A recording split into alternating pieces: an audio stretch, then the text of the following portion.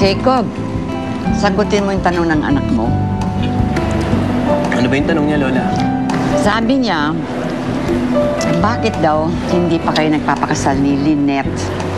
Total naman daw, nakatira kayo sa isang bahay. At hindi naman kayo galit sa isa't isa. At pareho daw kayo na walang love life. Teka, Lola, sino ba nagtatanong? Ikaw o si Kalila? Pareho.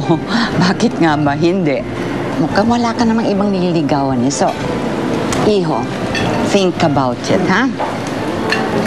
Lola, akala ko ba sabi mo sa akin, hindi ka mamimili? Just give me some time. Pag-iisipan ko. Okay.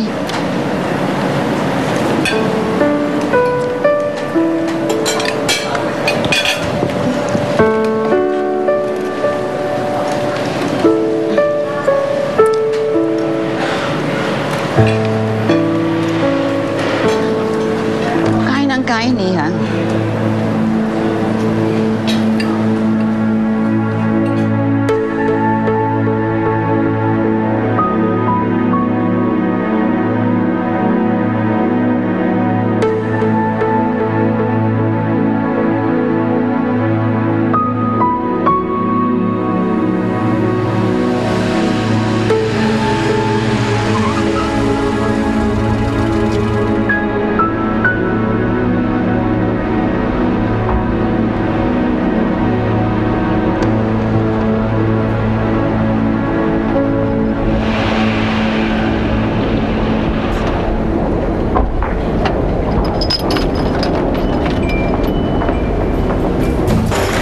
Jennifer, may pasalubong kami sa'yo. Tingnan mo to. Tito Jacob, alam ko na po kung sino yung nagkukot ng buhok ni Kalila. Sino? Siya po.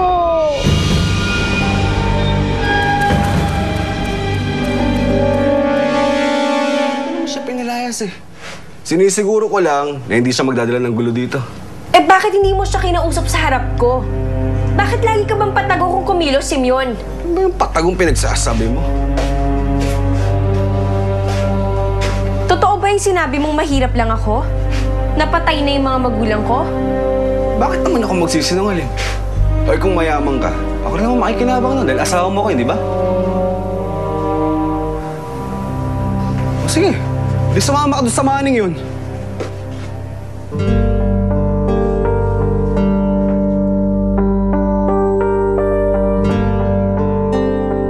Ako? Siya po nagupit. Narinig ko po. Bakit ko naman gagawin yun? Hindi ka na nga kanila. Tonton, totoo ba yung sinasabi niyo? Tonton. Jennifer, hindi nga dito. Mag-usap tayo. Sa uulitin, huwag ka makikialam doon ha. Gulo nila yon. Ha? Po. Halika na. Uwi na tayo. Mag-sorry sa tita Lynette mo. Ngayon din! Ngayon din! Totoo po yung sinasabi ko, Tito Jacob. Siya po yung umupit sa buhok ni Kalila. Siya po. Sinabi ko mag-sorry ka. Ngayon magpapalusot ka pa. Gumagawa ka pa ng kwento mo. Mag-sorry ka ngayon din. Totoo po. Si Tita Claire. Jennifer, mag-sorry ka ngayon na. Ayoko po. Ayaw mo? Alam mo, ikaw bata ka. Ang kulang sa'yo, kulang ka sa palo eh. Sandali nga. Ayoko. Tumubad ka, papaluin kita nang matuto ka sa leksyon mo. Tubad! Mag-sorry ka, sabi! Mag-sorry ka! Mag-sorry ka!